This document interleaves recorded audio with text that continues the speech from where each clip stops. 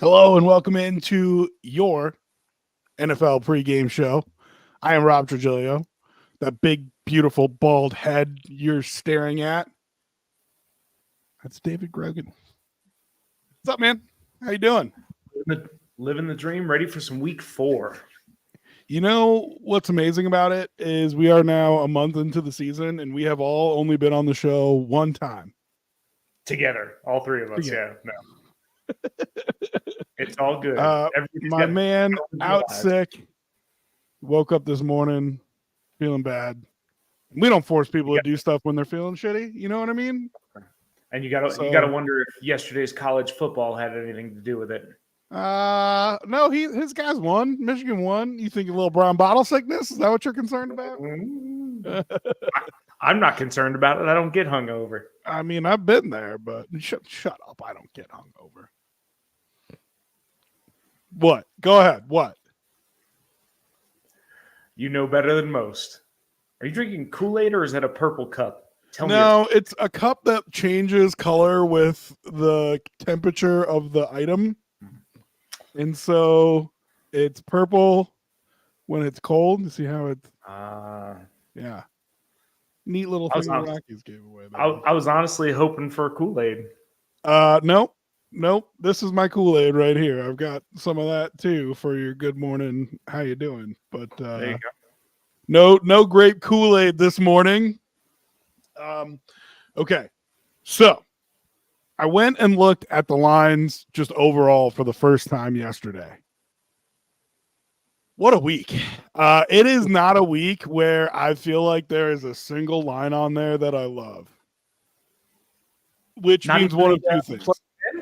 San Francisco, New England and San Francisco plus 10. I know your rule. I will absolutely follow my rule. And it was 10.5, I believe. If it got bet down to 10, I'm going to be disappointed. But I looked a while ago, and then I looked again late last night. But I'm not sure. Maybe it got bet down to 10. But there was in terms of like lines that I love. Every week I look on there and like one or two will pop out. Now listen, that don't mean shit. I did the thing for a couple years where I only bet on the lines that I love because I said to myself, man, when you win, you say to yourself, man, I knew this one, blah, blah, blah. You don't talk about the losses in the same way. What losses? And when I only was betting the ones that I picked out that I loved, my record just right into the shitter. Yeah, it was awful. So it's kind of interesting to me because I feel like the diversity of picks, the NFL being so unpredictable, makes it so that the diversity of picks helps you out more with your record than anything else. So before we jump into the games, and we'll go down, we'll hit every NFL game today. David and I, we won't talk about the guy who's not here, but David and I bet every single game as we talk about them. So we have a full slate of games. We'll tell you our thoughts on each of them. Of course, if you have questions on your fantasy teams, daily fantasy, survivor picks, anything like that, throw them in the chat, man. We are happy to talk about anything. This is your NFL pregame show. So we are happy to discuss even stardom, sit-em type stuff. Feel free to throw that in the chat and we'll be happy to talk with you about it. But I just wondered when you looked at the lines earlier, David, was there any single particular game that caught your eye and you're like, ooh, I love that line? So coming out of the gates, obviously as a Bills fan, I saw Baltimore minus 2.5 on whatever that was, Tuesday of this week. And I went, I feel pretty good about Buffalo. 2.5 is not great. Did I ruin you? You did. I hate you. I hate you for that. New England at San Francisco. San Francisco's getting a couple players back from injury. New England's not a great team, but they've played with some heart. A 10-point favorite for San Francisco that's tough to bet on because in this league, most games are less than a score. So we'll see. Jacksonville at Houston. Houston -6. Maybe getting Joe Mixon back. That's one where you go, Jacksonville. I didn't ask you, who are you, Russell Wilson? I didn't ask you to run down the full lineup. I asked you what you love, dog. Tell me what you love. I don't love anything. We're going to go down the whole lineup. Tell me what you love. I love the Dallas -4.5 when I bet it because they won by 5. Oh, yeah. I'll take it. That's funny because that morning I put in a bet on the Giants +5.5. And look at you changing the settings. Hey, buddy. I bet Giants +5.5, and I felt like I needed, like when I was talking to myself about the bet, I'm like, I think 5.5 is probably as low as I would go. Anything less than that, I'd probably bet Cowboys. And it's amazing how Vegas delivers that line so frequently. Nailed it. I mean, it's incredible. So, I mean, when Aubrey's trotting out there for that kick, I'm like, I'm dead. Forget it.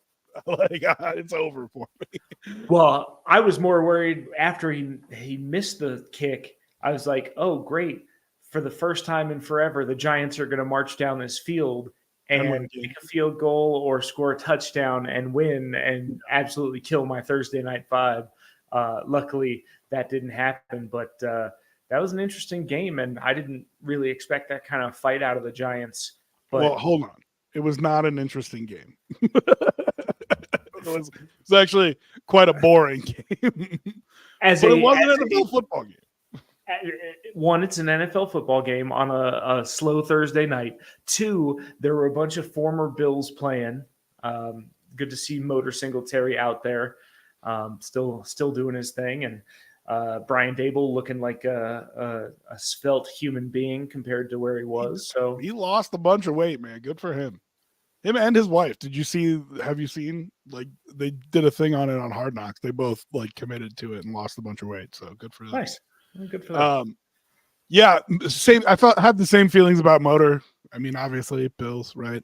And it was actually interesting because in the offseason Hard Knocks, when they were talking running back, I think they were silly for letting Saquon go. But when they were talking about it, and like to hear the trust that Dave's had in Motor, right? Like he's just like, that's my guy, 100%. If we can't get Barkley, $4 million for Devin, 1,000 times out of 1,000. And so it was just kind of cool to see that bond that was forged with our team. Because I do like Motor. You know what I mean? I think he's a real solid NFL back. And I wouldn't have minded if he stayed in Buffalo, but like, you just can't afford to pay a little bit extra for a guy who's just real solid with the kind of salary cap restrictions the Bills had over the past couple of years. So, but it's nice to see him getting featured touches in Houston and now in New York. So, yeah, an interesting Thursday night. There's an interesting Sunday night game this week. An interesting Thursday night game. I don't know if it was good, but it was interesting. All right, let's start running down the league here. It's interesting. I haven't looked all like compared to say what the game of the morning is, but I kind of feel like it's this one. It's the one that they're highlighting. So we'll kick off with it. Saints and Falcons, NFC South matchup. And I don't know. I mean, you travel a lot, so this is more like the royal you. I don't know if you've been down to the South when this game was going on, but it's a real rivalry. And it's interesting because I think the rest of the NFL doesn't view it that way. When you ask about rivalries in the NFL, people bring up like Giants, Cowboys. People bring up Bears, Vikings too. But I was going to say Bears, Packers. Raiders, Broncos. Those are the types of matchups that they mention, and they never mention this game. These cities freaking hate each other. It's incredible. Yeah. No, there's some animosity there, and there's a history between these two teams. So it's usually good football when, and especially how they've played so far this year. I think Atlanta's on the come up. New Orleans is leveling off after those amazing first 2 weeks. I know Chris Olave was game time decision with a hamstring. Based on a report from CBS Sports, it looks like he is expected to play today. Tampa Bay might have something to say about it. Don't get me wrong. But this to me feels like the two teams that'll decide the division. Yeah. I was not big on the Saints to come into the year. I did say, I think in our preview episode, listen, the rest of the AFC South is so bad that they can win it. I just thought Atlanta would put it together maybe a little bit quicker than they have. Now, you see, it's kind of like a engine sputtering. It looks like a jet engine sputtering. Every once in a while, you see something from the Falcons, and you're like, oh, that's what it's supposed to look like. I get it. Right. But they haven't really put it together, even for a full game, much less, a half, a quarter, something like that. And in their win, they got lucky. You get lucky that Saquon Barkley drops that ball, and then they can drive down the field and win the game. The Saints have been much more consistent throughout the start of the season. And so I'm going to take them in the 2.5 points. The 2.5 points means almost nothing to me. Very rarely does something get decided like that by inside of a field goal, but it does happen. So I'm going to take the 2.5 points, but I would even bet money line. So if you're feeling confident on Saints, I would go money line. But what are your thoughts on it? My only concern is I'm looking at the Saints injury report, and Demario Davis, the linebacker, has a hamstring. He's out. Alvin Kamara is questionable. Chris Olave is a game time, but likely playing. Cesar Ruiz, the guard, is out. A.T. Perry, not a huge piece of their offense, is out. There's just some injuries here that concern me. But I actually bet this last night and had a 3-point for Atlanta. So I took New Orleans at +3. And I feel okay about it. And you could certainly buy it up. I mean, it's -105 to get them at +2.5. So if you went into the game and bet an alternate spread, you'd probably be paying -120, maybe -125 to get your extra half point, which is high but not unreasonable if you do want the full field goal. But like I said, I'm confident enough that I would even go and bet the money line, which is +120 right now. So, I'll take the 2.5 points. I don't need them. But it's an interesting line right now to me if you're looking to bet it. Again, remember, if you got fantasy questions, anything like that, feel free to drop them in the chat and we will talk about them. Next, we've got the LA Rams flying east kind of to play the Chicago Bears. It's an interesting one because it is a 12 o'clock start time in Chicago. But that doesn't matter for the Rams' bodies, right? Like, it's still going to feel like a 9 a.m. start to them. Yeah. So, an interesting dynamic there. Rams getting 3 points on the road. Really a very lucky win by them last week. I watched almost that entire game in a bar full of 49er fans, and they were talking smack the whole time. I mean, there was one Rams fan and they were after him. And by the end of it, they got what was coming to them. But at no point did I feel like the Rams were the better team. I just felt like they got luckier. And I mean, the margins in the NFL are so that that's how it is sometimes. Have the Bears done anything to make you feel like they can win a football game? Yeah. Play defense. People forget it's not all about Caleb Williams. How did they win the first week? Their defense was incredible. Now I they were just playing the Tennessee Titans, but right, listen, the Rams roster isn't much better. especially with And Cooper Kupp out and Puka Nakua, Puka Nakua. and who's their tight end who I think is out too, and I can't remember his name. Oh, But yeah, my only point being, Davis. if you look at it and you want to say who's got the better quarterback, LA. Who's got the better coach, LA. So if you want to look at it and say that, I'm not going to slight you for it. I just, for some reason, feel like the Bears are going to figure it out today. I don't know why. I'm not overly confident in this, but I will take the Bears at home -3 points. I'm gonna go Rams +3. I think the Rams defense is going to do just enough to scare Caleb Williams into making more mistakes. And I think they're going to capitalize on it. I can't trust Chicago's offense. I like their defense, but their offense hasn't put it all together yet. Once they do, they could be really good. I don't feel that yet.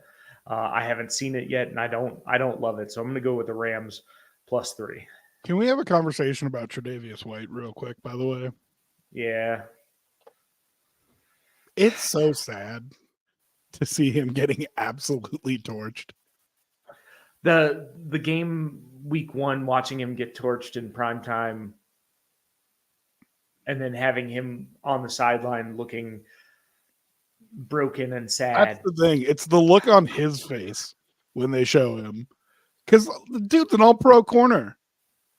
And it's just like maybe it's a 2-year thing where you say like he really needed 2 years to come back from the latest injury, or maybe he's just like those legs only have so many injuries in them. You know what I mean? Like, oh God, it kills me because and here's the other thing that kills me about it. The dude is so smart, and forgive us for a little tangent on an X-Bill here, but I do love the man. The dude is so smart on the back end that I really thought as he got through his prime athletically that he would be one of the guys who transitions to safety and extends his career another 4 or 5 years. And I don't even know if he's got that in him right now. I don't know if he's got the legs for it. Back-to-back season-ending injuries to the legs, backpedaling, pushing off, cutting, shadowing receivers. That's a lot to overcome for a corner. He's not as young as he used to be. That's the understatement of the century. And the problem is, not only is he chronologically not as young as he used to be, physically he's older than he should be with the injuries. So that's a sad day. I hate seeing it. It's tough to watch. I really have a hard time with it. Love Trey, but it's a rough one. Now, as far as morning games, this next game is one that I'm pretty excited about. This might be the most interesting game. It might not be the game of the morning, but it might be the most interesting game of the morning. Right. Go ahead. Do the intro. Do you have the intro in it? Can you do the quick recap of the game and give me a little oomph here? Let's see what you got. So you've got Minnesota 3-0, one of the only undefeated teams outside of Seattle in the NFC. And you've got an upstart Green Bay team with their starting quarterback back in the lineup after an MCL sprain in Sao Paulo, Brazil in week 1. Now, my question is, would you ride the hot hand because you've gotten 2 wins out of Malik Willis and give him 1 more week to rest that knee? If he gets injured this game, the answer should have been yes. If he comes out and plays really well, then coaches made all the right decisions and it's good. With a 3-point spread as of last night, Minnesota's playing as well as anybody, and they've got one of the most dynamic receivers in the league. Now, it's in Green Bay. Green Bay's a tough place to play. Minnesota and Green Bay, good rivalry. Not one of the premier rivalries, I would say, and especially not in the last few years. But this is a game that if you can knock off Minnesota, that division looks a lot more enticing for Green Bay fans. But for me, Minnesota's playing as good a football as we've seen them play in a little while. So haven't seen the injury report for this game, but I'd be interested to hear your thoughts. So this game comes down to two questions for me. One, are they rushing Jordan Love back? And to your point, if they are, why? Because Malik Willis has looked fine. You know what I mean? Borderline good. Borderline good. So why would you rush Jordan Love back from the MCL sprain? It feels a little quick to me. Remember, and I say this to people 3 weeks. Yeah. A sprain is a tear. We assign different names to them based on the severity, and I think a lot of people forget that. But a sprain is a tear. Just a little one. It's a little, but it is. And so, to say, oh, he's back, he's 2 weeks, he's ready to go. I mean, it feels like they're kind of rushing him specifically for this game. Mental health guy, what's up? Thanks for jumping in the chat. He says, if Minnesota's defense continues the way they have been, Flores is getting another head coaching job. That's really interesting with all this stuff that came out about his relationship with Tua. I think there's some – it's not even to say that I feel like he was over the top, but I have talked to people who have gone through that kind of coaching before and said it does really affect you. And that's kind of what Tua was saying. And so for him to get another head coaching job, I personally feel like it's going to take a little bit of growth and development on Flores' part, because he's going to have to find a way to coach and establish relationships that doesn't include negging. You know what I mean? And so his schemes are great. His defenses were always great in Miami. I mean, he took that team from, what was it, David? They were like 0-13 or something that year before they hired him, and they ended up winning like 2 of their last 3 or something like that. I mean, they were terrible the year before. They showed out, right. They were terrible the year before he got there, and turned them around into a consistent team with the help of Ryan Fitzpatrick, and in turn to Tonga Vailoa. And so I think he's a great coach. I think he's a good head coach. I just think he's got to find a way to have a better relationship with his players if he's going to be a head coach. What do you think, David? You also got to look at where would he get a head coaching job? Carolina, because they're probably going to need a coach soon. Jacksonville? Carolina's got to get off the carousel, man. They got to stick with Dave Canales for a little bit. They have to. They have fired coaches at an incredible clip.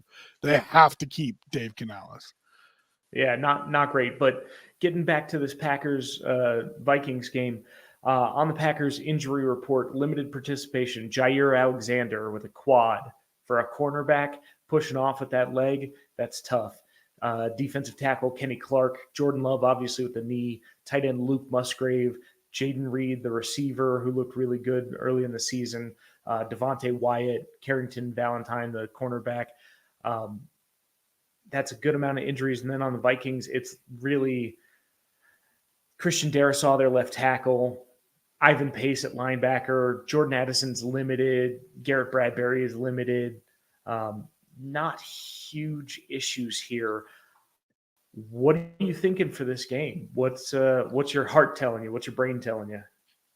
So as I was going through, the two things that I want to point out that I think are the factors for this game is, one, Jordan Love, like we talked about, are they rushing him back? The other thing for me is we have to have a real discussion about what the Vikings really are. And I think it's apt the question that mental health guy asked, because I think it's a team that's built a lot more like the Steelers than people want to give it credit for. 100%. 100%. And so people have been talking about, Sam Darnold, and he's playing so good and blah, blah, blah. And I think the conversation is more how easy they're making the game for him. And I like Sam Darnold a lot, but I just feel like it's been slightly above average quarterback play. I don't feel like he's been blowing the doors off. And I feel like this Packers team is actually pretty good. It's an incredible matchup to me. And when I find myself knocking at the door like that, where it's like I could see either team winning this game, it's pretty impressive. When I'm getting a full score on one side of it, you bet the number, not the team, right? So I'll take the 3 points for Minnesota, being that it's a full field goal. But I could see either team winning this game, absolutely no problem. Yeah, this was the toughest for me because it's in Green Bay, and you go, that's pretty good. I do worry they're rushing Jordan Love back. Now, the nice part is you have a quarterback who's played the last 2 weeks and change in Malik Willis. So even if Jordan Love goes, ooh, something doesn't feel right, and comes out, you've got somebody to step in. I just hard think though if you Minnesota, don't have the practice time. It's tough. exactly. And for me, I think mentally there's some things when you are injured, you get a little hesitant. You worry about people around your feet. You're not going to scramble as much. So I'm going to take Minnesota at -3. I think they're rushing him back in Green Bay. And Minnesota +3. Minnesota's getting 3 points. Oh, so yeah. Minnesota +3. +3. Yeah. Okay. Just making sure you're on the right side of that there. So all right. Both on the Vikings +3. I guess we're both show me state with our man Jordan Love there. All right, next one is Steelers and Colts. Another interesting game, and another game that involves a 3-0 team that nobody really expected to be 3-0. In fact, I'd say there's 3 real surprises of the 5 undefeated teams remaining. This game, I haven't broken down film of Anthony Richardson, but what I hear from people that I trust that break down film is that it's real bad. Real bad. It's real bad. Now, just watching the broadcast angle, I can tell you it's not pretty. But, I don't want to say anything definitively without the all 22. He's a young kid. He's going to struggle.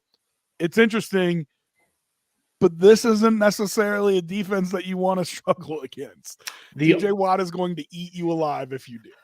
The only good thing I'm seeing, if you're a fan of Indy or you're hoping Indy pulls this out, is for the Steelers, Jalen Warren, running back, out. Alex Highsmith, linebacker, out.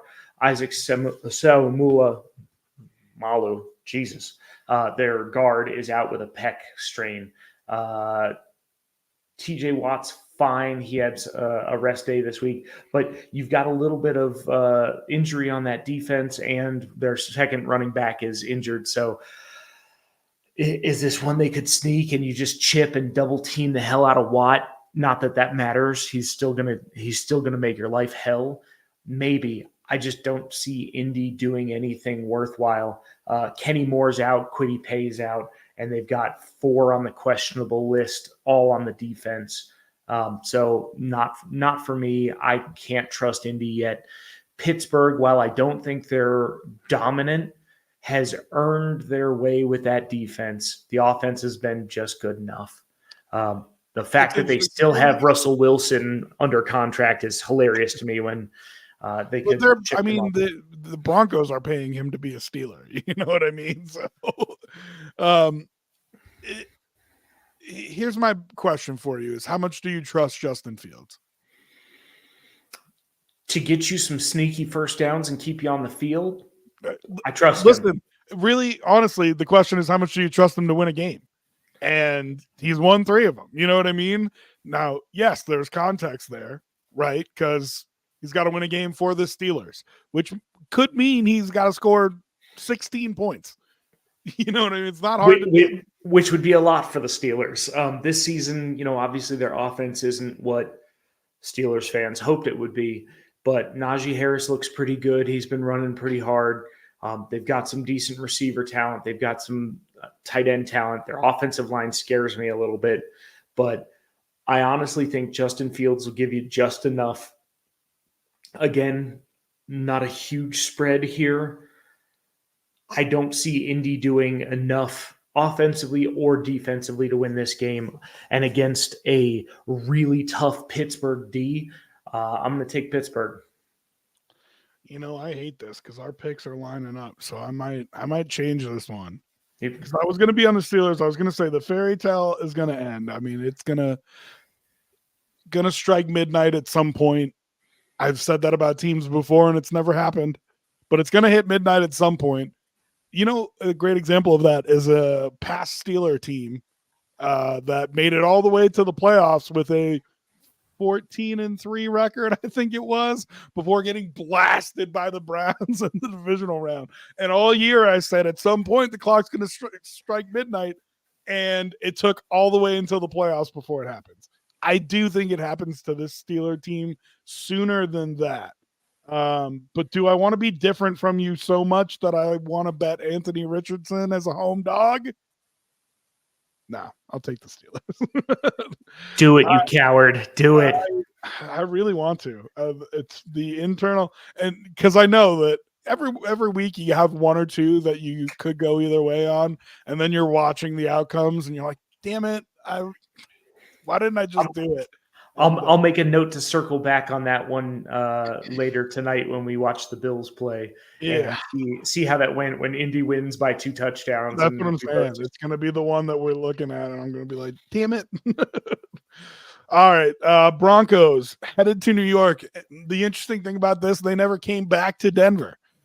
They were on the East Coast to play Tampa Bay. They stayed on the East Coast at the Greenbrier. Now they're headed up to play the Jets. Catching 8 points. 8 points. That's a lot.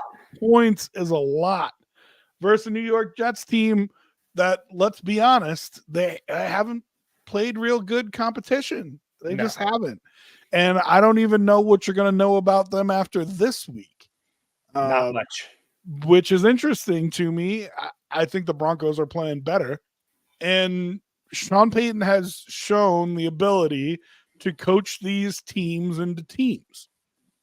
And even last year with the Broncos, everybody thinks about the Broncos being awful. They remember the 70 points versus Miami. They remember them starting 1-5 or whatever.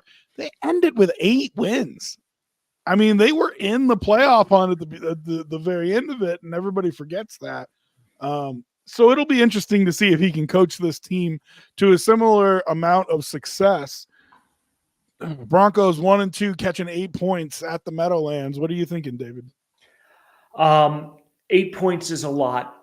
Denver was smart. They stayed on the East Coast, so the time isn't going to be an issue. I know you talk a lot about West coming east for an early game. The Jets haven't looked as good as their record and some of their wins might tell you. Obviously, we talk about Rodgers. Has some vintage Rodgers moments. He's laced some dimes down the middle of the field and some to the corners. He's making good decisions. He's not making a lot of bad decisions, which is the best you can say about Jets quarterback play in the last several years. So I think the Jets will still win, but 8 points isn't it, dog? So I'm going to take Denver +8. I could even be convinced that Denver might win this game, but I'm not gonna tempt the fates. Don't lie to me. They convinced me that the Broncos can win this game. I think the offensive line for the Jets is not great. I think the Broncos are getting a little bit healthier, still not perfectly healthy, but they also have an all-star cornerback who doesn't have to hold on every snap. And I think eventually shots fired there. That's definitely shots fired. And it's not just like Sauce Gardner. Like I like he's kind of cocky. He's a cornerback, so obviously you got to be. But when you watch the games, I actually watch every game each week on the kind of condensed replay on NFL, and you just follow along with him. And his hands are all over the receivers, and you think that eventually that has to start getting called. It hasn't yet, but it's been 3 years. It's not going to. Not great. But I definitely don't love the Jets at -8. I don't love that at all. Again, I could make an argument that Denver might actually put it together and play some really good football like they did last week. This may not be the week for that. So I'm going to take Denver +8. I'm going to lay the 8. Listen, I can be convinced that the Broncos are better than people think. And I do think as we go through the rest of the season, they might be one of those value teams that you start getting these type of spreads and saying, I'll take the 8 points. I'm hesitant to do it this time. Part of the reason is their offensive line is beat up. They also just lost Alex Singleton to an ACL injury. Yeah. The Jets have 2 good running backs. They've got a great defensive front. And so when you talk about those 2 factors, the Jets are going to have a huge advantage in that area. I got a text from my buddy the other day who's like, who should I bet as a touchdown scorer in that Broncos game? And I'm like, whoever the tight end is for the Jets. And I can go look it up. But they don't have anybody that can cover the middle of the field. And so, yeah, Surtain can shut down the outside. You can even put him on Garrett Wilson and let him travel with him. And it's probably not going to be a great week for him. But Jets have other options. And like you said, their O-line is playing better.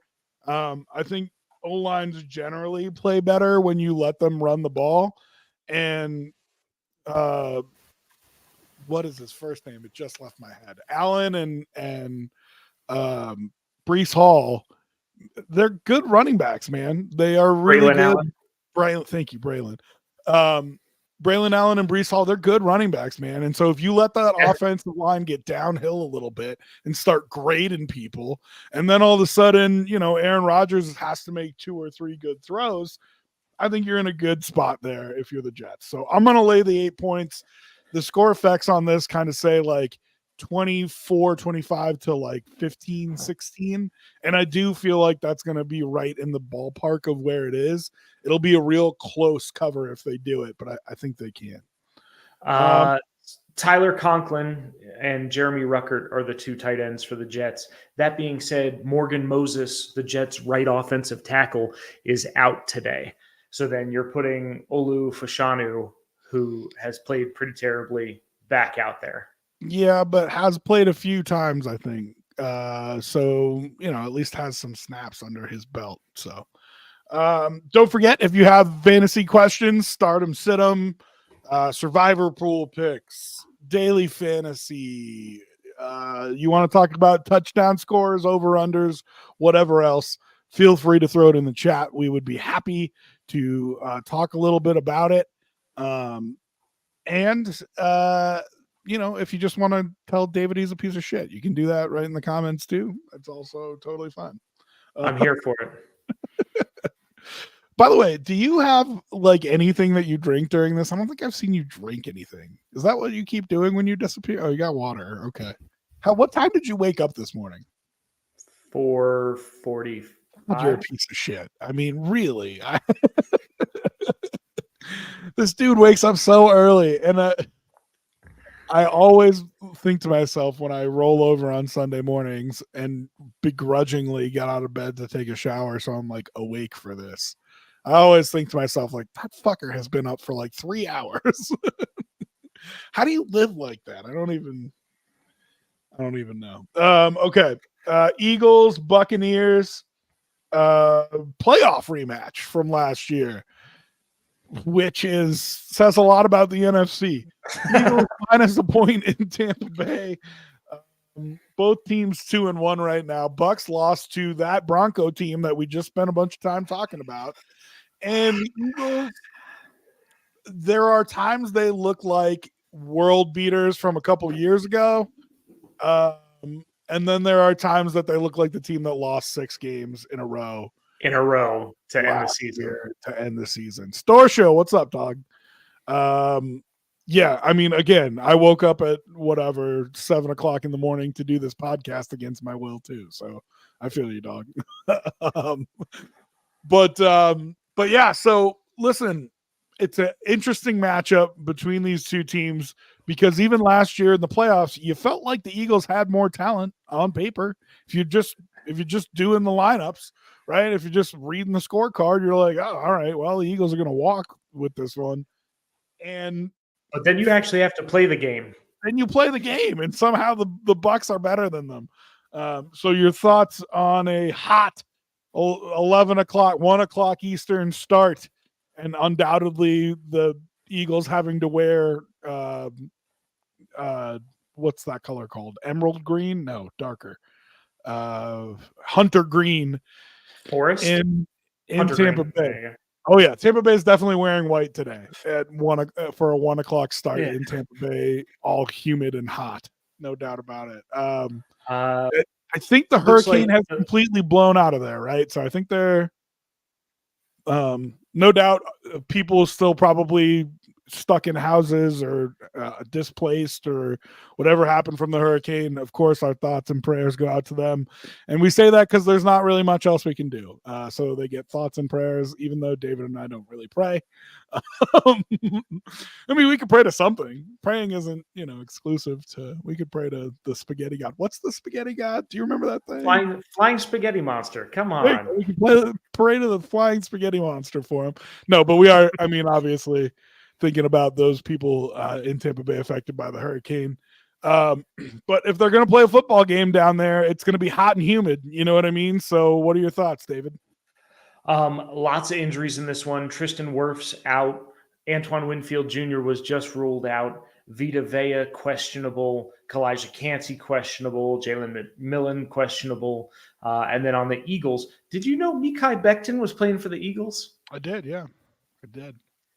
Completely forgot about him as a human being. But Landon Dickerson, their guard, is line. I don't know that I'd want him starting anywhere, but No. Landon Dickerson, the guard for the Eagles, is questionable. Lane Johnson, the tackle for the Eagles, questionable with a concussion. Darius Slay, questionable. Devontae Smith, he's out now.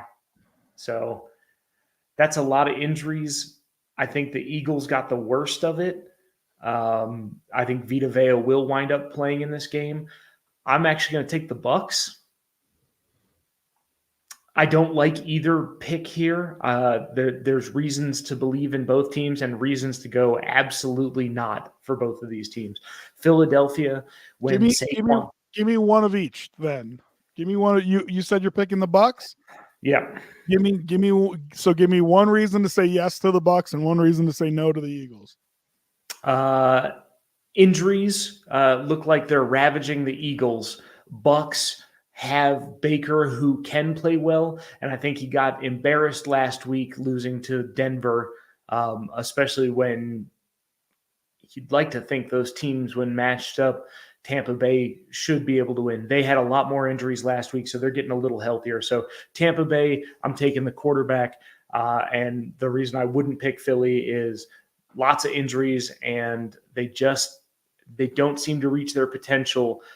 If Vita Vea is playing, I like stopping the run a little bit better. But we'll see if that's that game time decision if he actually winds up playing. I'm going to take the Eagles, and I think my main thought behind it is Saquon Barkley is absolutely that dude. If you have watched their games the first 3 weeks, and don't get me wrong, we all knew it. It's not like it's a surprise, but there's just a little bit something extra for him back in his home state, back where he played college ball. It feels like it's a little bit personal. He wants to prove something. Maybe it's to the people of Pennsylvania. Maybe it's to the New York Giants. Maybe it's to the NFL. Maybe it's to himself. I don't know. But he's been incredible. The drop notwithstanding, which, by the way, I like that call. No argument with the call. Yeah. So it just goes to show you how reliant, dependent, heavy they've been on him, which is incredible because what it does is it has the Dallas Goedert effect of, if you game plan to stop Saquon Barkley, by all means, go ahead. Dallas Goedert is going to have 10 catches at a 15-yard clip and have 150 yards receiving on the day. Or Devonta Smith or Antonio Brown. Why, help me. AJ Brown. I mean, but that's my point. Even Antonio Brown could come in and have a 100-yard receiving day if you're focused on stopping Saquon Barkley. So that is what I've loved about this team. I think if they keep that mindset throughout the year of we're going to feed Barkley, even if he's, even if you're scheming to stop him, and we'll find our other guys in the process. If they keep that mindset throughout the year, I think they're going to have a really solid year. And I don't think Tampa has the horses to run with them if they do something like that. So give me the Eagles minus a point, even though they're going to be wearing their hunter green in a crazy hot, humid Tampa Bay post-hurricane. All right. I'm excited to get spicy on this next one. Yeah, two teams that need this game pretty bad. One of them can crawl back into things. The Carolina Panthers, with a win last week, they're at least live. Do they have a great the red shot? Rifle. No, but you get a win and you crawl back to 2-2. If I was to tell you that you would be playing an 0-3 team and you can get a win to crawl back to 2-2, you would feel great as a Panthers fan. Now, then if I told you that it was because Bryce Young got benched, you'd probably feel less great. But they do have at least a shot. That 0-3 team is the Cincinnati Bengals, and that's incredible to me. Hard to believe. Bengals team, I do not think they are a bad team, but they just keep pooping right down their leg. It's amazing to me. And if you go back and watch, like that Patriots game, it's a forced fumble on the goal line early in the game. It's Gesicki barely not catching that ball in the corner of the end. Punt. It's right. There's just crazy things happening that is making this team lose games. We didn't watch that Commanders Bengals game closely, but it was touchdown after touchdown, and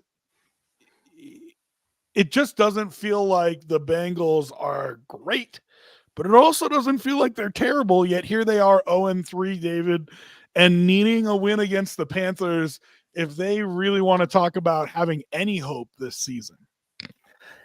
0-4. So right now, I think they said, 0-4, you've got one out of, I think, 75 or 80 teams since 2000 has made the playoffs at 0-4. You can't afford to drop this game. But I'm looking at this Cincinnati injury report, and I know Carolina would like to run the ball a little bit.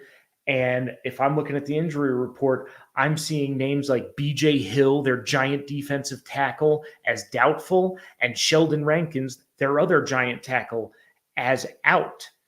And Chris Jenkins has a thumb injury, so their entire defensive front in the middle is injured or out.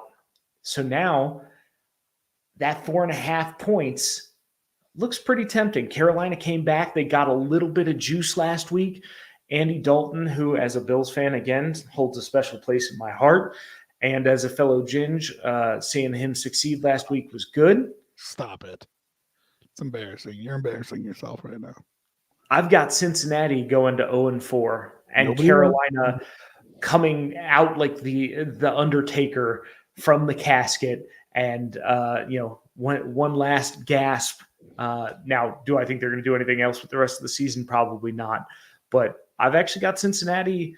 They may even pull this game out, but I'm going to take Carolina plus 4.5. You're embarrassing yourself. Nobody likes gingers. You just picked Carolina. I just listened to you right now. So you're picking Cincy? Yeah, I'm going to take Cincy. I'm going to lay the 4.5. I think the Panthers are going to annoyingly. So here's the thing. If I'm David Tepper and I'm the coaches, the coaches are saying, hey man, we're here to win games. That's what we're here to do. Totally get that. players, right? You don't want to lose them early in the season. I understand you making the change when you're 0-2, switch quarterbacks early, see if you can get some life. Okay, great. The Panthers are in real danger of annoyingly winning 7 games and taking them right back out of position to draft another quarterback, which is Correct. clearly what they need to do. And so you do it early and you see if you can catch fire and maybe make it an NFC wildcard playoff run. It's not crazy in the NFC to think that that's possible. It's also not likely. Right. And so if I was Tepper or Canales, I'd be like, I'm putting Bryce Young back in. I'm putting Bryce Young back in. And either we're going to have our number 1 overall pick turn into a dude, or I'm going to lose 14 games this year and I'm going to end up with Shedeur Sanders quarterbacking my team next year, or Carson Beck quarterbacking my team next year.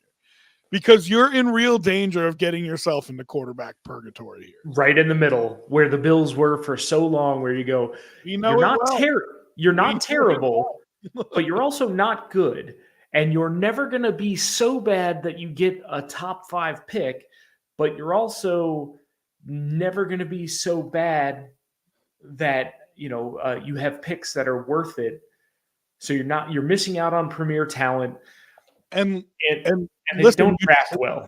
You traded up to get Bryce Young and you gave up a first-round pick for it, and look what happened, right? So when you get desperate and you start clawing at it rather than just sucking and being at the bottom, it can really cost your team. It really can.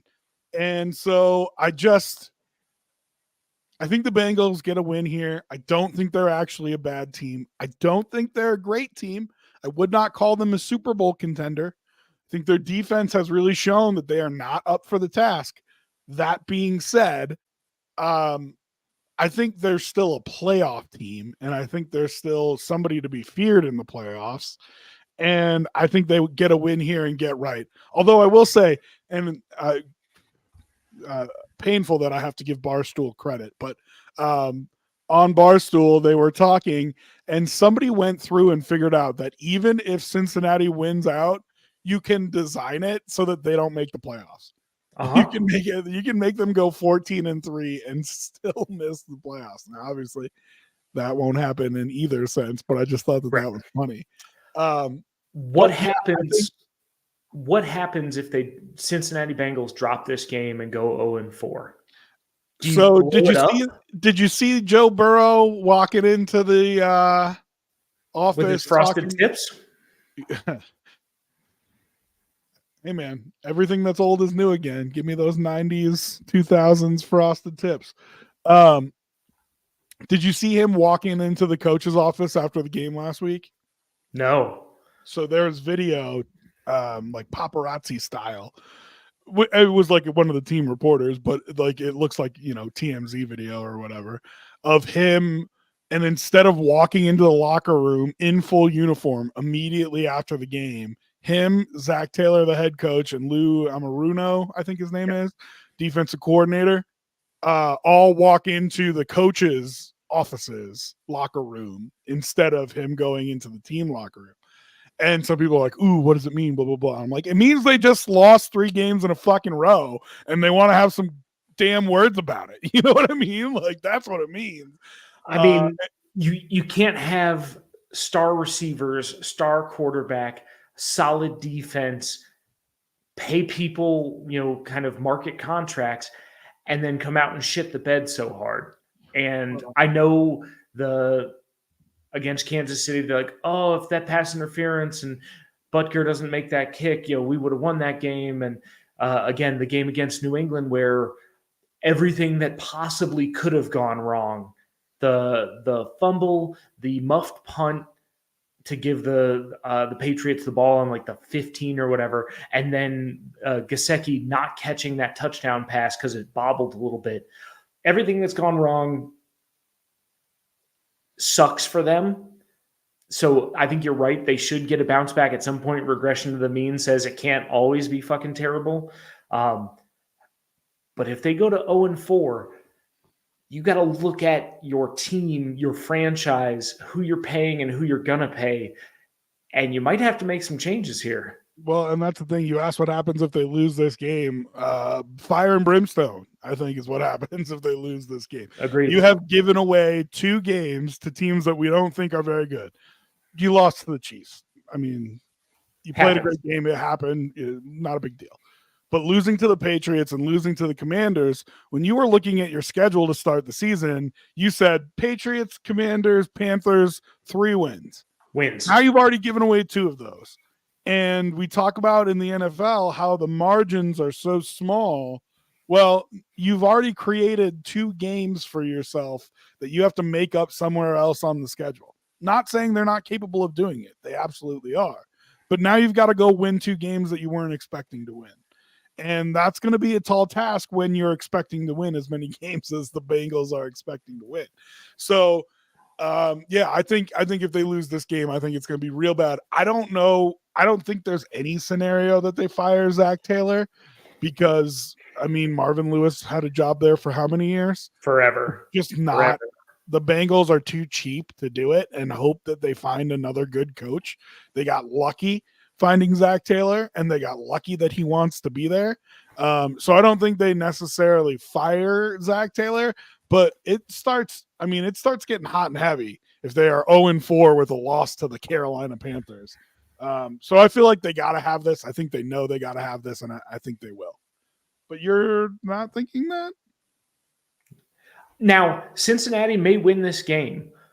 4.5 points. So I haven't seen it yet. You're betting that it's a field goal game. I think that's generous. Let's not forget how badly the Panthers lost the first 2 weeks. Right. So bad. Final morning game, Jaguars and Texans, and then we will take a little quick commercial break and be right back to run through the second half of the day. Jags at Texans. The Jags absolutely reeling. Doug Peterson looks like he does not want to be there. I had one of my coworkers who is a Jags fan. Yes, they exist. Come into my office the other day. I apologized to him for embarrassing him on national television. And then I said to him, let me ask you a real question right now. At what point do you start listening to offers for Trevor Lawrence? Who's going to offer for Trevor Lawrence right now? Miami? I think a lot of people. After they paid him? Yes. Now, I'm not talking about multiple first-round picks here. What I'm saying is, so what I said, the scenario I presented to him is, if somebody offered you 2 2s for Trevor Lawrence, would you take it? See? Did you see the look on your face? That is exactly right. There's a price for everything. Don't forget it, okay?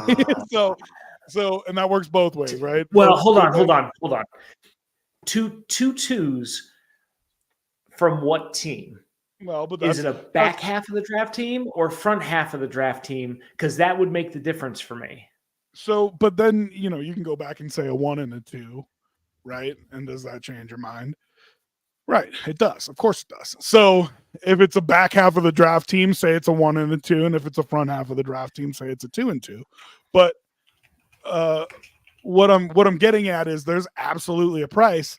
And so what if the Vikings, and this is what I said to him, is like, think about Trevor Lawrence with Kevin O'Connell. Think about Trevor Lawrence with Kevin Stefanski.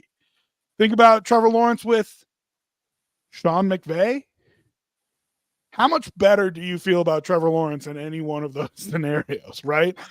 Those guys have shown the ability to rebuild quarterbacks, specifically Sean McVay. And that type of offense that they all come from, that Shanahan tree that they all come from, is very quarterback friendly. And so a kid who is clearly talented, has shown he can play in the league. I mean, don't forget, he's won a playoff game, right? Huge comeback against the Chargers, went to Kansas City, gave them all that they could handle that year. Every little bit, yeah. I don't think he's total garbage.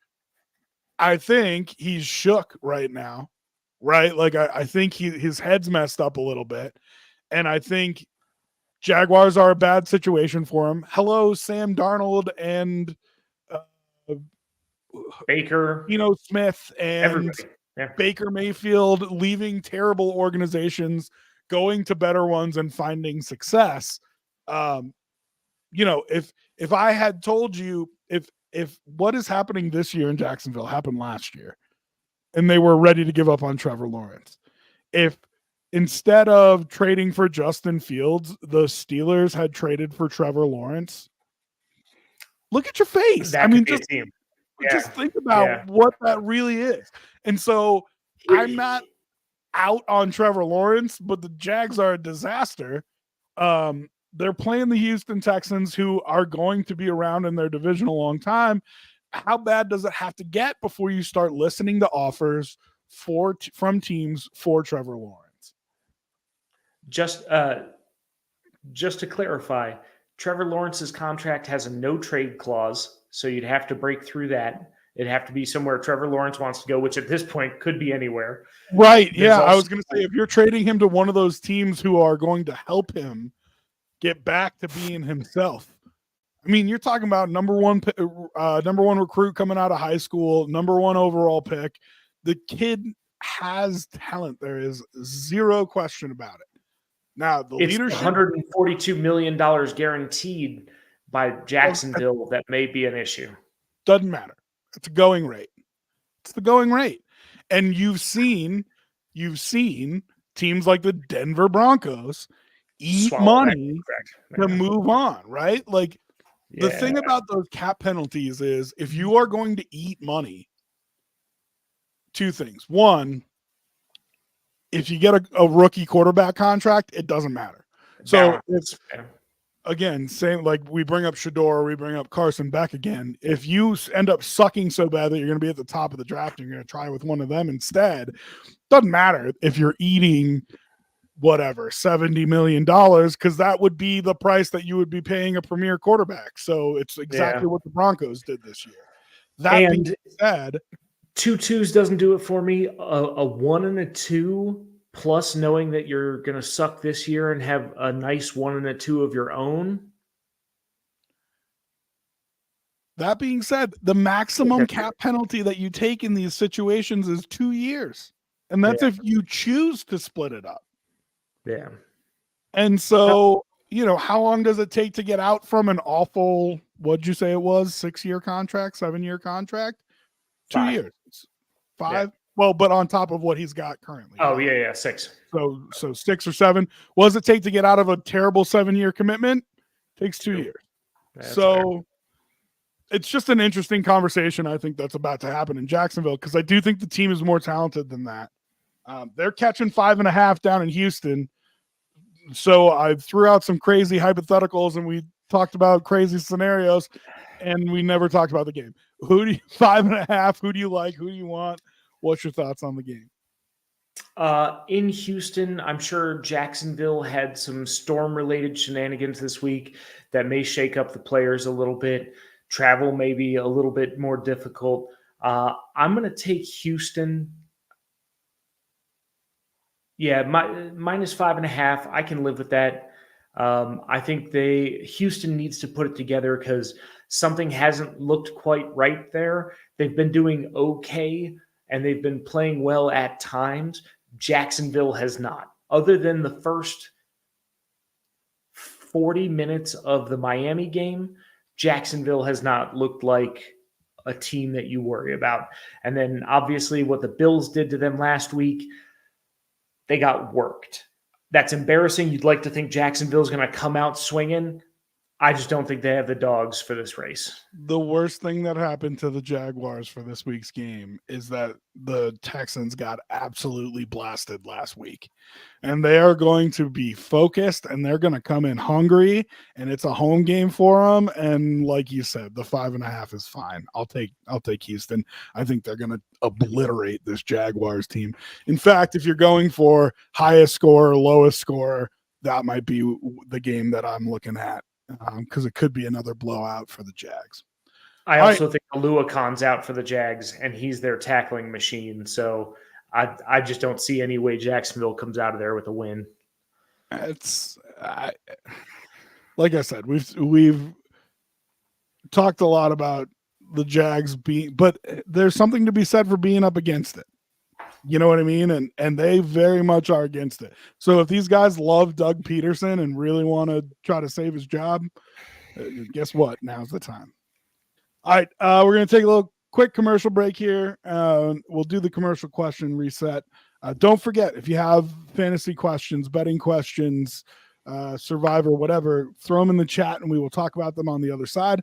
And then we'll run through the afternoon games and the night games as well. On the other side, thanks for watching. Okay. So, our commercial question today. I had one and I scrapped it for this one, which you made me think of as we were discussing earlier. You woke up at what time today? 4:45. That's disgusting. Like, it's literally gross. I don't know if you like it or not. I know most people that wake up at that time don't do so voluntarily. Right? Like your body just kind of wakes you up and that's what it is. So I don't want to know what time you like waking up because you might have found a way for the routine to work for you and so on and so forth. So 4:45 is fine. But ideally, if you could wake up at any time, what time would you actually want to wake up? That's a good question. I spent years running restaurants where I was up late, not sleeping much, if at all. I got to be honest. I think 6 a.m. is perfect. People aren't there. It's not hot yet. The sun's just starting to come up. I mean, barely at this point. It's really like 7:30. But during the week, you can get to the gym. It's not super busy.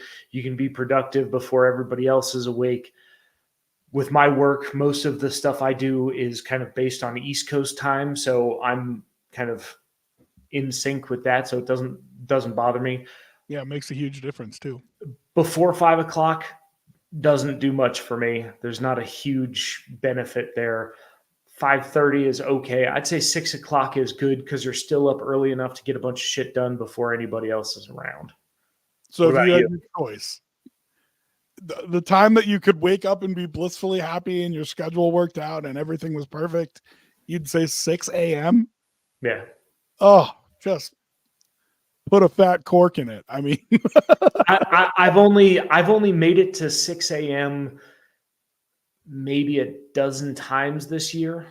Do you know what's funny about it is the way that you talk. And listen, I did a morning show at one point. Welcome back, by the way. If you were out on commercial, the commercial question is, if everything could be perfect, if your job worked out and everything you wanted to get done, you could get done, and you woke up feeling refreshed, if everything was perfect, what time of day would you actually like to wake up? And David here said 6 a.m. To be clear, I've done a morning show before. I've been up at 4:30 every day. I do know what it's like to get like that before everybody's awake stuff done. It is a good feeling, right? Like it's a little bit of like covert opsy feeling. Like here I am getting all this stuff done and nobody even knows what's happening. A little sleeper action. But I feel the same way about nighttime. Like I feel like I can get so much done between 8 p.m. and midnight that other people they're totally useless. Yeah. I mean, most people are on their couch just foaming at the mouth at that point. And that is when I am balls deep in editing a clip or something like that and getting stuff done that other people aren't productive during those hours. So it's interesting because I feel the same way about that. My answer is I always feel guilty when I sleep past noon. That's my answer to you. So if I could, wake up and be perfectly happy and it works for my job and everything like that, I'd say like 10:30. Right. Half your day is over by that point. Correct. All right.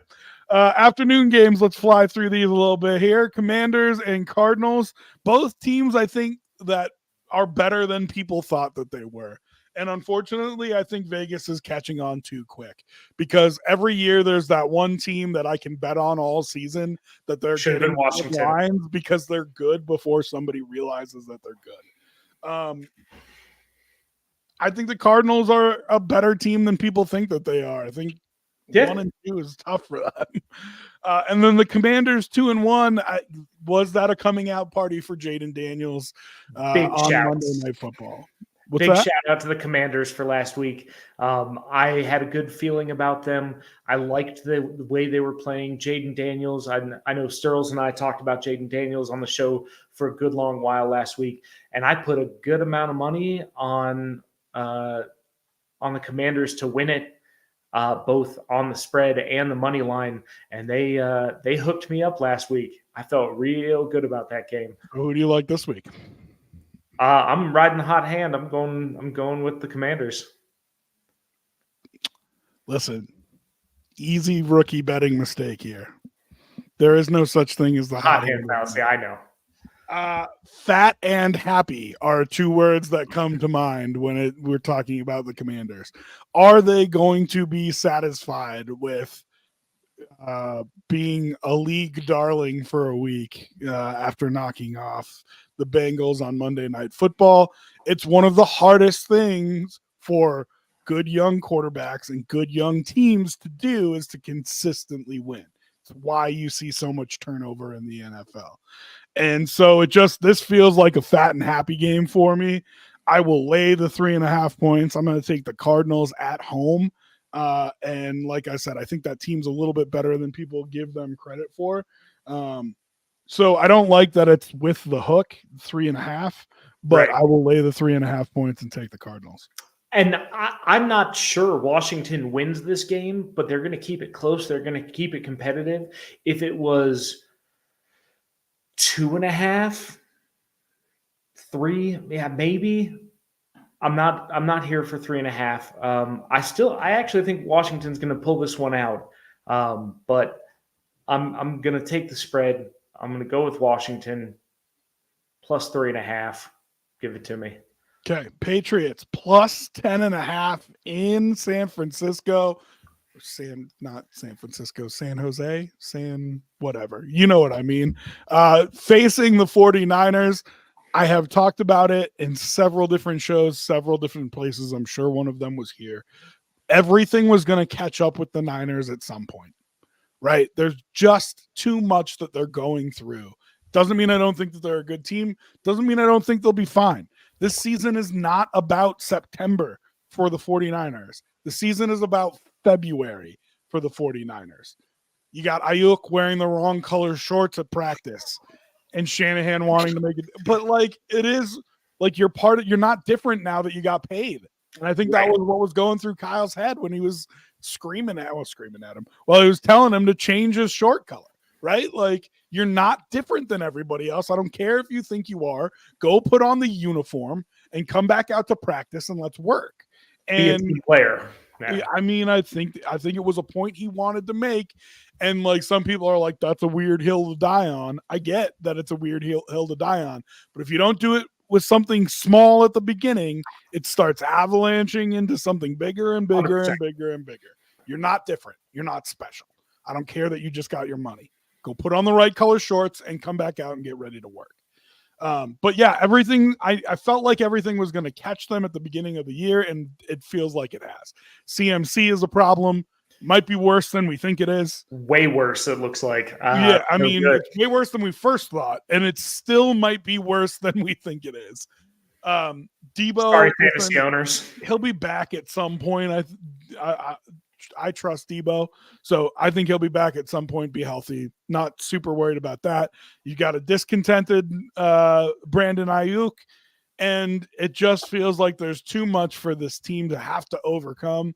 And then you look at that and you say, they gave that game away last week. They really did. They gave it away. So even with all those problems, they're still right there. You know what I mean? Like, that's how good of a team they really are. 10 points, though. Which So I've made my argument for the other side. Now I'm going to tell you who I'm picking. I'm picking the Patriots. Listen, man, the Patriots play a real 1980s style of football.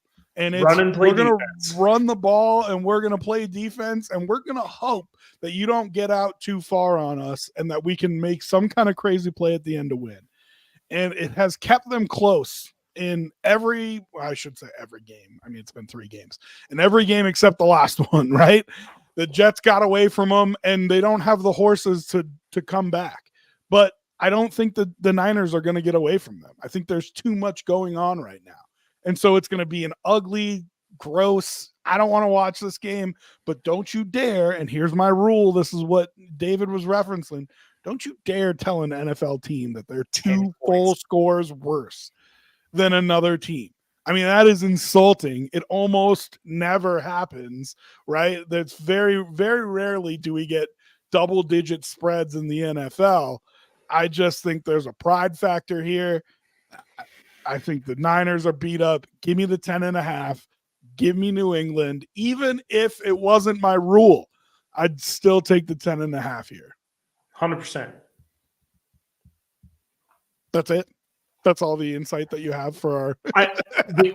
We talked about it while you were taking time off in Mexico last week. The injuries for San Francisco to their star players is super impactful. Some of their play as of late has been sloppy, to say the least. New England, like you said, old school smash mouth football, run the ball, play smart, keep it tight, keep it close. It's like somebody who plays poker and they fold, and then when they think they've got it, they come at you. 10 points, 10.5 points, double-digit spread, that's tough for me. And you'd like to think that, that plus 10 for New England, plus 10.5, maybe you put a couple dollars on that. Maybe you feel good about covering that spread. Now, would you put any money on the money line here? Do you actually think that New England could win the game? Could they? Sure. Yeah. I think any NFL team could win any week. I don't think it's likely. Now, if the Niners had not given away that game last week, I would say, okay, if you want to get frisky here and put $2 or $5 on the money line there, I don't blame you for that because it just feels like things are crumbling a little bit over there. But they'll be paying enough attention that they don't drop this one to the Patriots, I think. All right. Okay, Browns at Raiders. Who are the Browns? It's just they are such a talented roster, and we've said over and over that it's just the quarterback-driven league problem. Yeah. But I mean, a little bit Jekyll and Hyde. 1 week they look great, 1 week they don't. They are minus 2.5 points in Vegas versus the Raiders. Raiders, man, should really be 0-3, right? Like they really should have lost that game to Baltimore. Find a way to come back and win. Feels like Devontae Adams does not want to be there. Feels my hamstring. I gotta sit down and not play for this team ever again. Right. It feels like he's gonna get traded and that hamstring's magically gonna feel better. So Browns at Raiders, Browns minus 2.5. What are you thinking, David?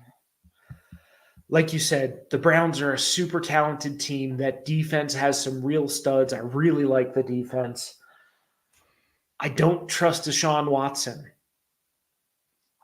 But you look at Las Vegas and you go, you've got a couple of names, Devontae Adams, one of them, who could be a huge game changer, and he's not playing.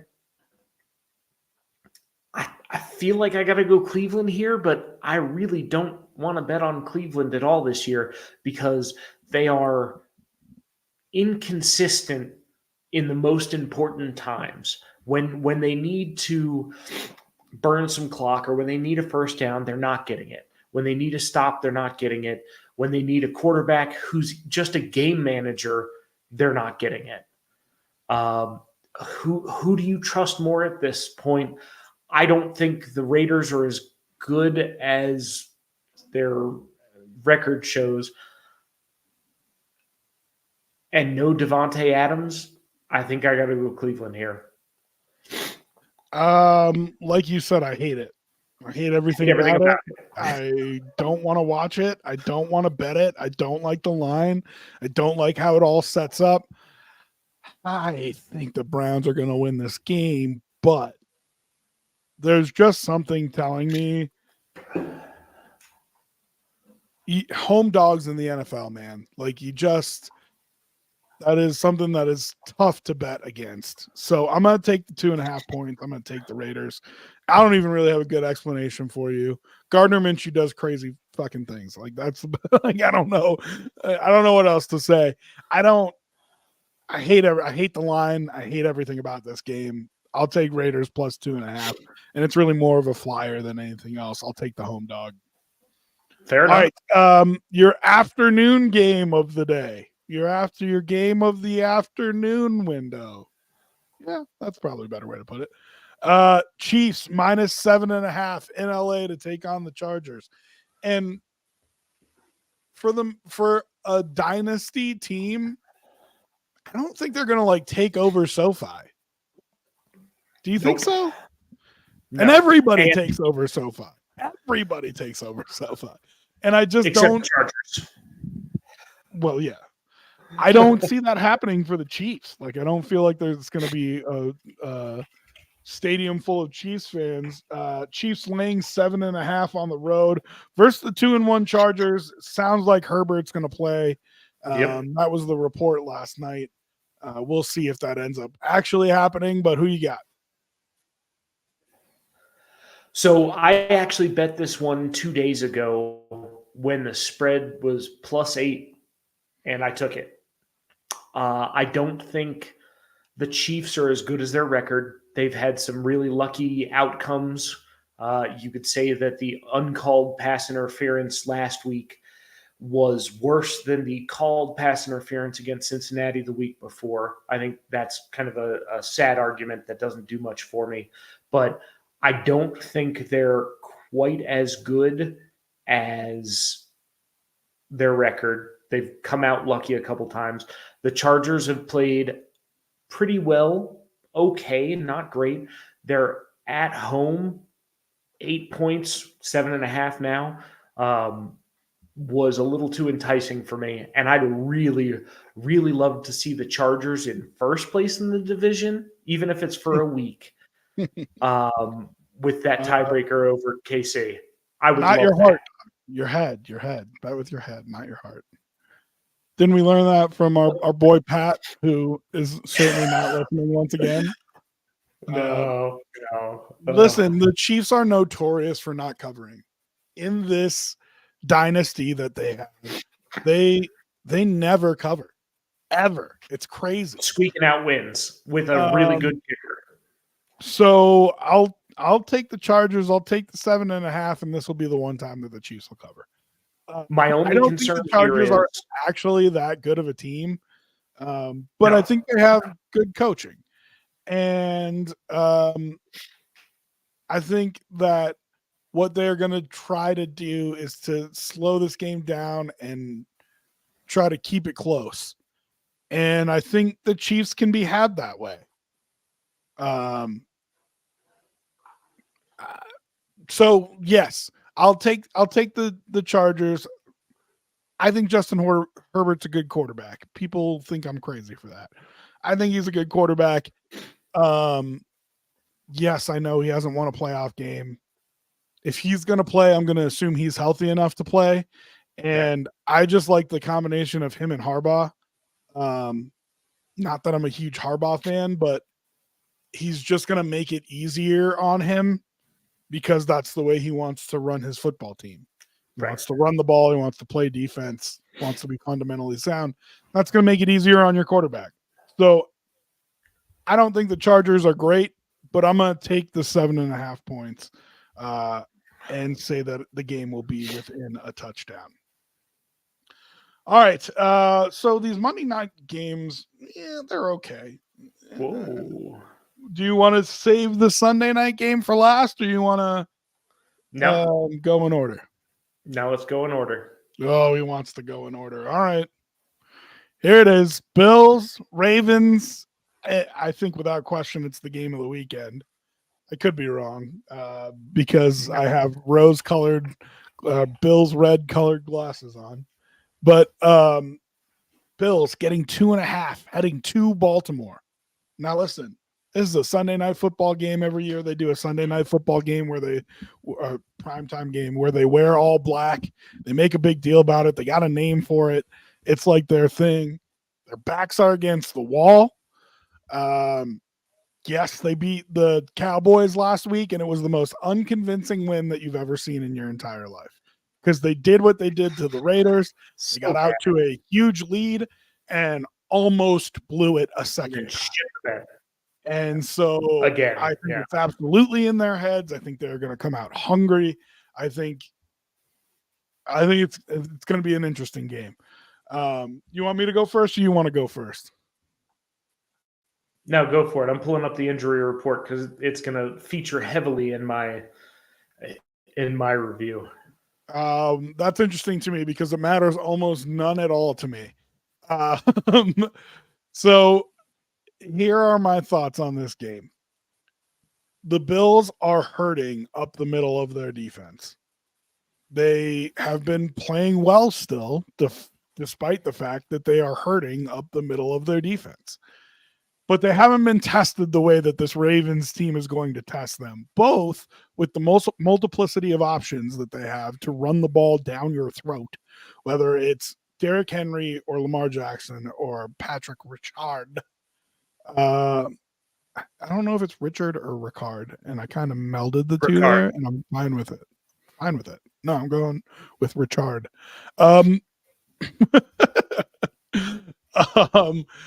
So the Bills, the interior of the Bills defense hasn't been stressed the way that the Ravens can stress your defense.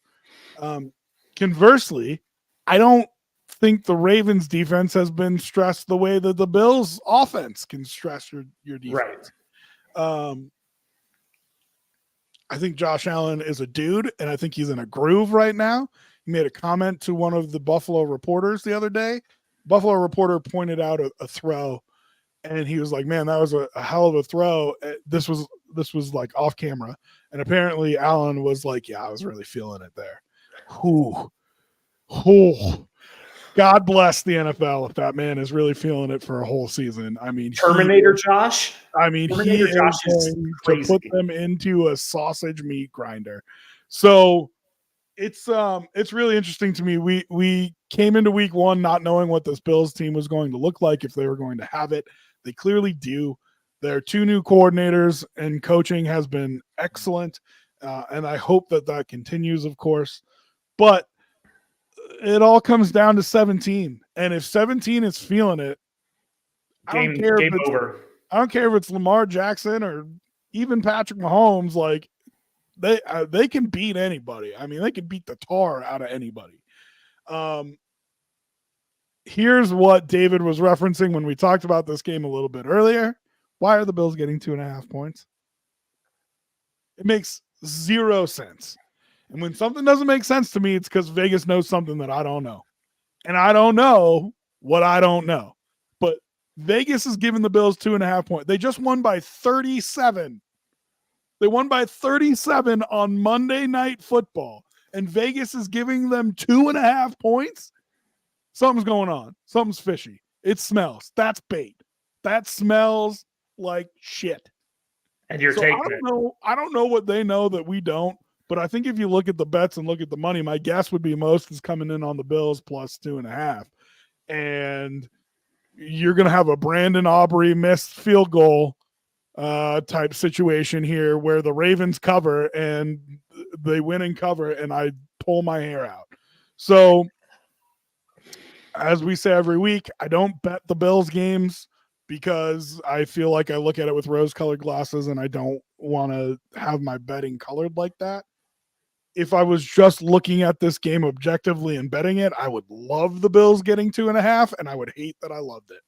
And I would probably try to fade it and bet the Ravens to win. 3.5. Yeah, I would. No, I would bet the Ravens minus the 2.5. Yeah, I bet them to win.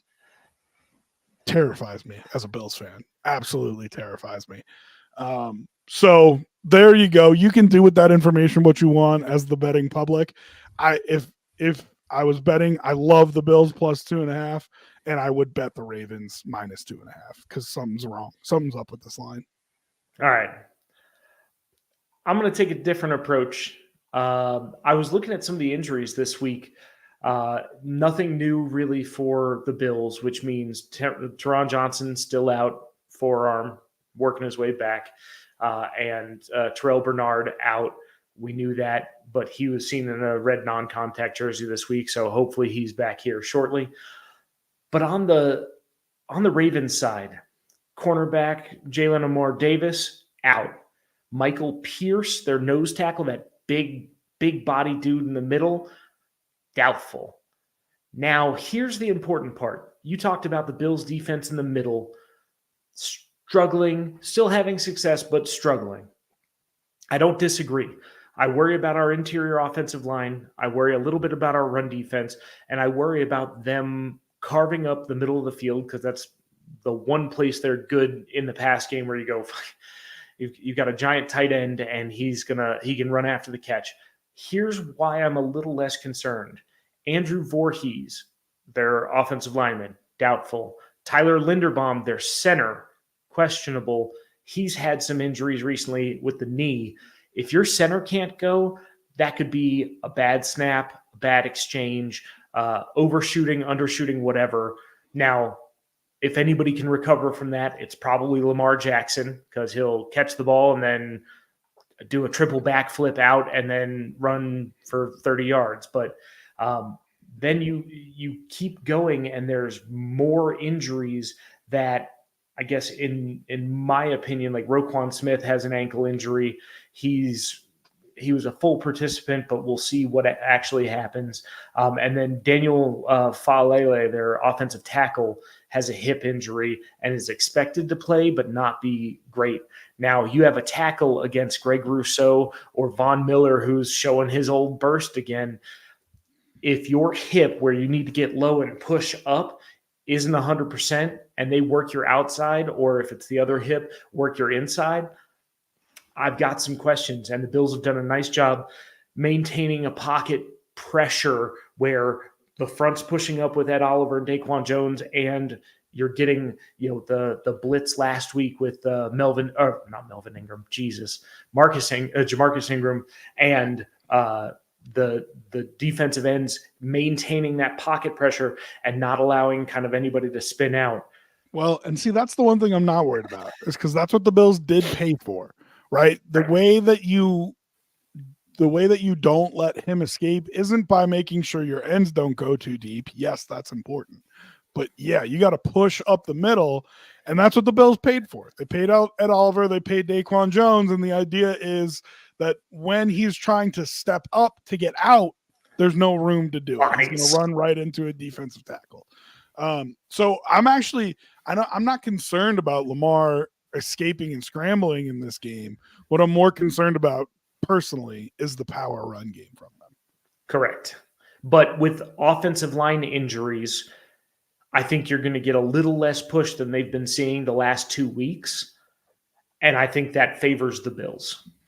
So I would take the Bills here. But it stinks, doesn't it? It feels weird, and I don't love it. But I also didn't love last week. I also didn't love last week where you're going, Jacksonville. I was in London. I watched that game and went, fuck. Yeah. I liked last week. Listen, I thought they needed to make sure they were paying attention because that Jaguars team I thought was going to come out desperate, but I like the Bills in that one. This one it stinks to me. It's fishy. All right, another doubleheader on Monday night. That's not an actual doubleheader. They want that red zone feel where you got 2 games on at one time, and you're open up a window with the team in the red zone, and you have two games on your screen at once. Real quickly before we get into the games, last week we had to go through it with our team, so of course we didn't like it because we don't like interruptions watching our game. But now that you get to watch it as a fan that isn't caring particularly about either game, is it something that intrigues you as a football viewer? So I understand what Disney's doing here. Disney owns ESPN and ABC. I think they're trying to the total is more than the sum of its parts.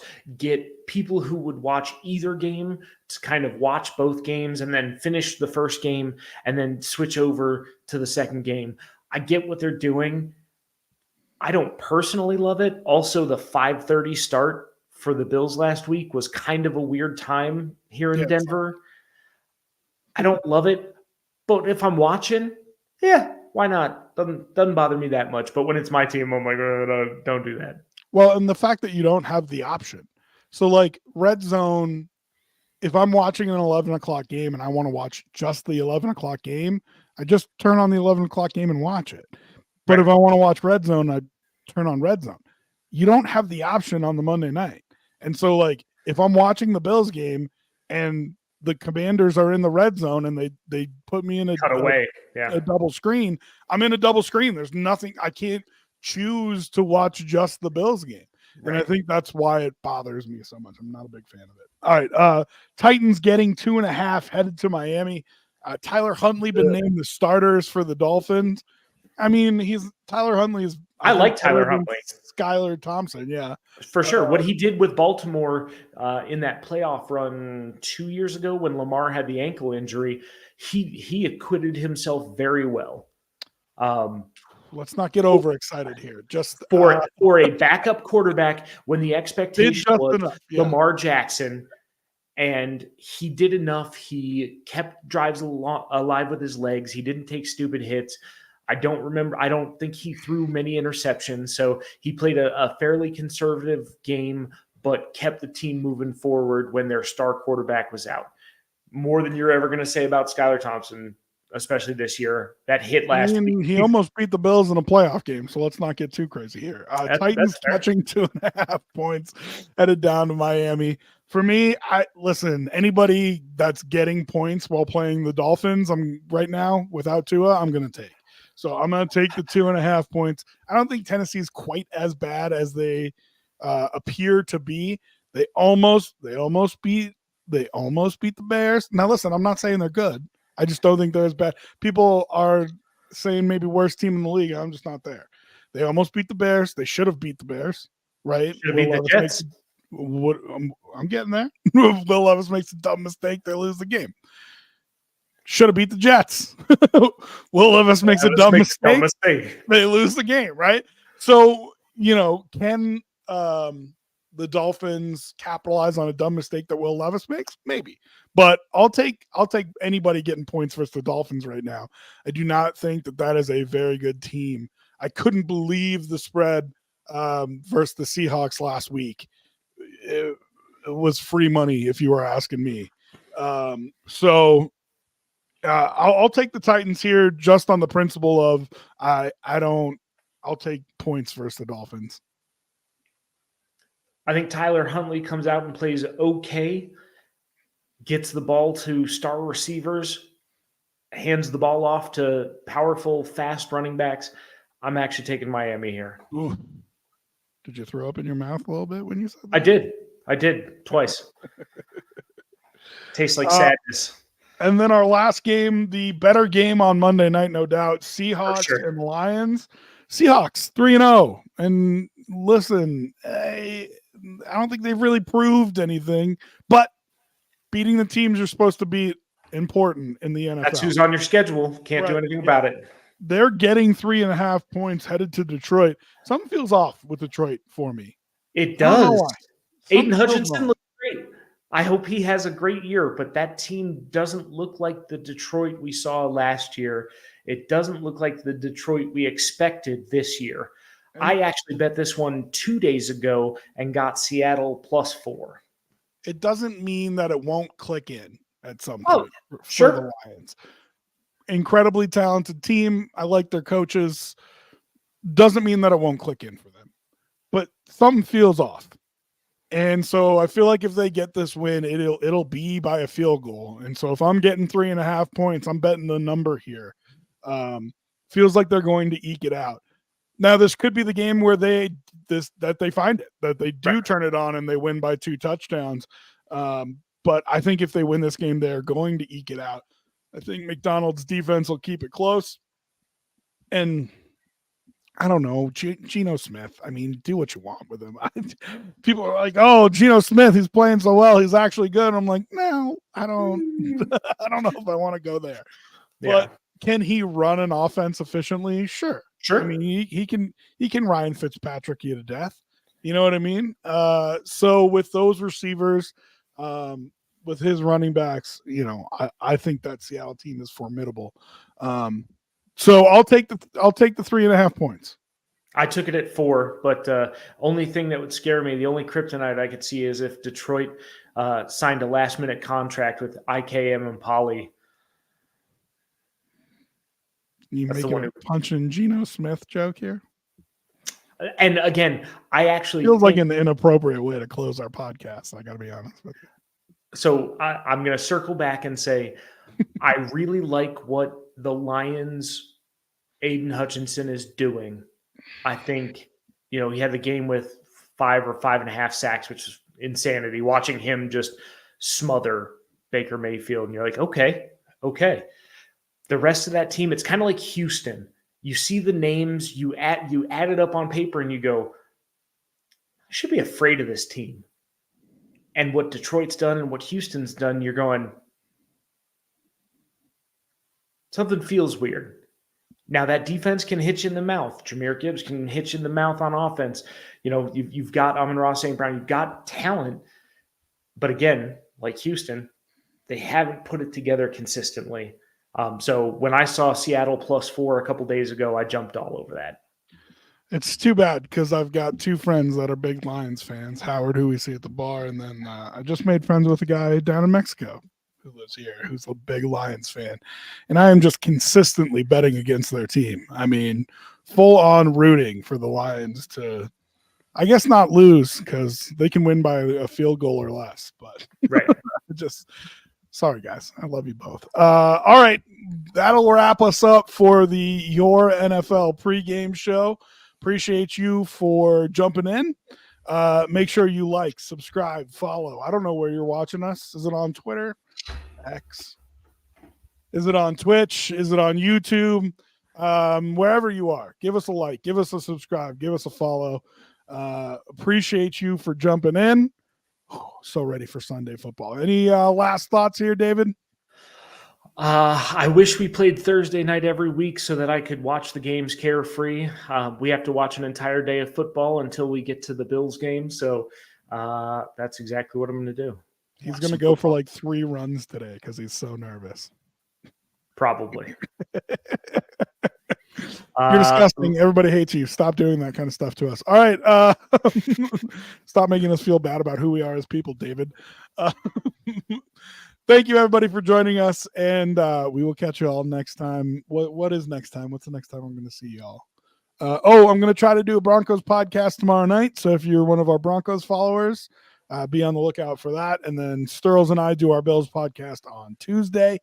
And then, of course, we'll all 3 be back. Well, maybe all 3 be back next week for the Your NFL Pregame Show, 8 o'clock Mountain, 10 o'clock Eastern.